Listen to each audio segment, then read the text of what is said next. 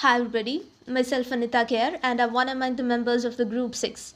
First let me introduce the members Adarsh, Ajay Lakshmi, Bharat, Abin, Harish, Vishwajit and Rohit. I'm going to present before you the topic real-time system and its types, namely soft real-time system and hard real-time system. Let's move on to the topic in detail. What is real-time system? As the data in the PowerPoint shows, it is a time-bound embedded system which is well defined and gives required output in a specified time, or which strictly follow the time deadline for completion of a task. That is, in a real-time system, in addition to functional correctness, also satisfies the time constraints. Processing must be done within the defined constraints or the system will fail. They either are event driven or time sharing. Event driven systems switch between tasks based on the priorities, while time sharing systems switch the tasks based on clock interrupts. There are primarily two types of real time systems: soft real time system and hard real time system. Soft real-time system is a real-time system in which the violation of the constraints will cause only the degraded quality, but the system can continue to operate. These are much less constrictive compared to hard real-time system, but the basic premise is same. That is, critical process need to be completed within given time frame. However, this time frame can be a little flexible.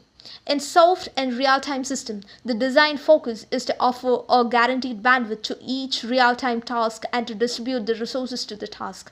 The examples of soft real-time system are microwave oven, washing machine, TV remote, etc. Next, we move on to the topic hard real-time system. These are the real-time systems in which the violation of time constraints will cause critical failure, and loss of life or property damage or catastrophe. This type of system makes sure that all critical processes are completed within the given time frame. This means that all delays in the system are strictly time bound. The system usually interact directly with the physical hardware instead of through a human being. Deadline in missile control embedded system, delayed alarm during a gas leakage, car airbag system, a delayed response in pacemaker, failure in radar functioning, etc. are the examples of hard real-time system. What is EDLC? EDLC stands for Embedded Product Development Lifecycle. It is an analysis, design, implementation based problem solving approach for the product development. Analysis: what product need to be developed. Design is good approach for building it, and implementation is to develop it. Why EDLC? It is essential in understanding the scope and complexities involved in embedded product development. It defines interaction and activities among various groups for product development sector. It includes product management, system design and development, system testing, and release management and quality assurance.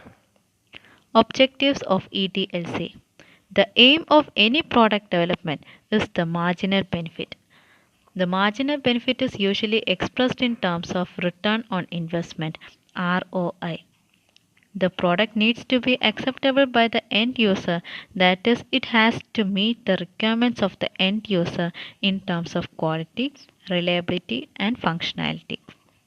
EDLC helps in ensuring all these requirements by following three objectives, that is, ensuring that high quality products is delivered to user, risk minimization and defect prevention in product development, and maximize productivity. First one, ensuring high quality products. The primary definition of quality in any embedded product development is return on investment (ROI) achieved by the product. In order to survive in market, quality is very important factor to be taken care of while developing the product.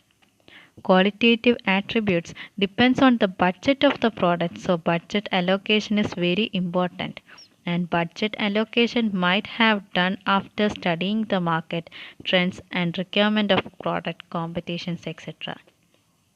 Next is risk minimization and defect prevention through project management.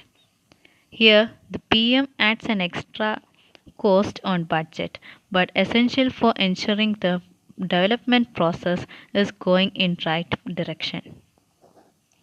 The projects in EDLC requires loose or tight project management. PM is required for predictability, coordination, and risk management. Increase productivity. It is the measure of efficiency as well as ROI. The different ways to improve the productivity are saving the manpower, that is, the productivity of a system is said to be doubled if a product developed by a term of X days or by a team of X members in a period of X by 2 days.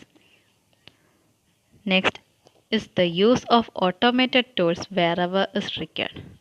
Reusable effort. The work which has been done for the previous product can be used if similarities present between previous and present product. The use of resources with specific set of skills which exactly matches the requirement of the product, which reduces the time in training the resources. Next is the different phases of EDLC. A life cycle of product development is commonly referred as the model. A simple model contains 5 phases. First is a requirement analysis, design, development and test, deployment and maintenance. The following section describes each phases of classic EDLC model in detail. First one, need. Any embedded product may evolve as an output of need. Need may come from an individual or from public or from company. And the product development need can be visualized in any one of the following 3 needs: new or custom product development, product re-engineering, and product maintenance. New or custom product development is the need for a product which does not exist in the market or a product which acts as competitor to an existing product in the current market, which will lead to the development of a completely new product. Next is the product re-engineering.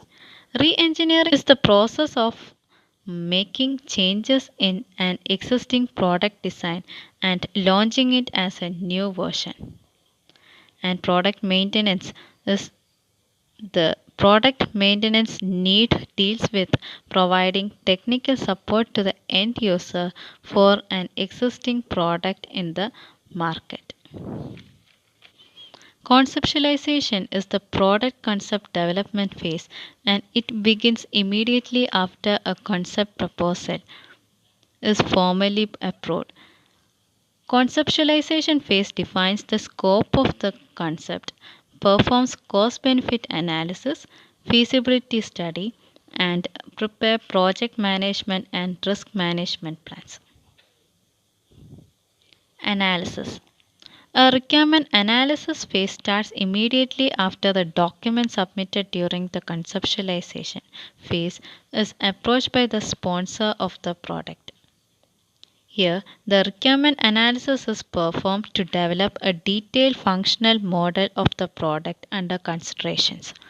During the requirement analysis phase, the product is defined in detail with respect to input process, output, and interface at the functional level. The various activities performed during requirement analysis phase is illustrated in figure. First one, analysis and documentation. It is the activity consolidates the business needs of the product under development and analysis, the purpose of the product. The analysis activities addresses all business functionalities of the product and develop a logical model describing the fundamental processes and the data required to support the functionalities. Next is the interface definition and documentation. The interface definition and documentation activities should clearly analyze on the physical interface as well as data exchange through these phases and should document it. It is essential for the proper information flow throughout the life cycle and define testing plan and procedures. It identifies what kind of tests are to be performed and what all should be covered in testing the product. Next is the design. The product design phase deals with the entire design of the product, taking the requirements into consideration. And it focuses on how the requirement functionalities can be delivered to the product. The design phase identifies the application environment and creates an overall architecture for the product. The product design starts with preliminary design or high level design. Preliminary design establishes the top level architecture for the product, lists out the various functional blocks required for the product, and defines the input and output for each functional block. The functional block will look like a black box at this design phase. Here, on completion, the preliminary design documentation, that is PDD, is sent for review to the end user or client, which comes up with a need for the product. If the end user agrees on the preliminary design, the product design team can be taken the work to the next level, that is detailed design.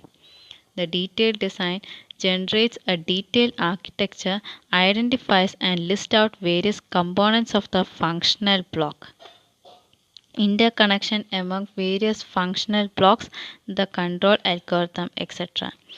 The detailed design also need to be reviewed and get approved by the end user or client. If the end user client modifications on the design, it can be informed to the design team through review comments. Next is the development and testing. Development phase transforms the design into a realizable product. Design is transformed into hardware and firmware, and the look and the feel of the device is very important. Testing phase can be divided into unit testing, which is independent testing of hardware and firmware. Integration testing performs the testing after integrating hardware and firmware. System testing, testing of whole system on functionality and non-functionality basis. User acceptance testing, testing of the product against criteria mentioned by the end user or client. Deployment, it is the process of launching fully functional model into the market. Support, which deals with the operation and maintenance of the product. Support should be provided to the end user or client to fix the bugs of the product. Here, bug is the product malfunctioning or unexpected behavior or any operational error. Upgrade, releasing of new version of the product which is already exists in the market, and releasing of major bug fixes.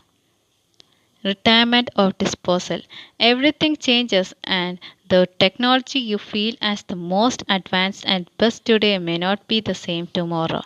Due to this, the product cannot sustain in the market for long. It has to be disposed on right time before it causes the loss. EDLC approaches, modeling the EDLC. The term modeling in the embedded product development lifecycle refers to the interconnection of various phases involved in the development of the embedded product. The various approaches adopted or models used in modeling EDLC are: first one, linear or waterfall model; second one, iterative or incremental or fountain model; third, prototype or evolutionary model; fourth, spiral model.